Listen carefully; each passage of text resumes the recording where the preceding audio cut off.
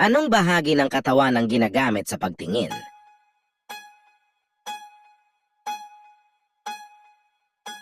C. Mata.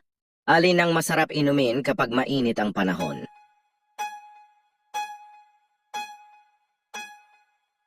B. Tubig. Ano ang tawag sa hayop na tumitilaok sa umaga?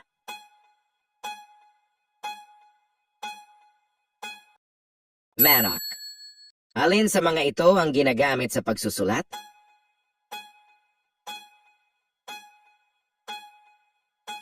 Lapis.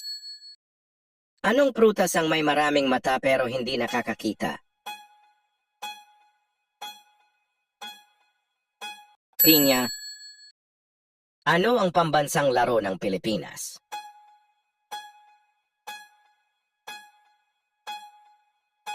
Sipa.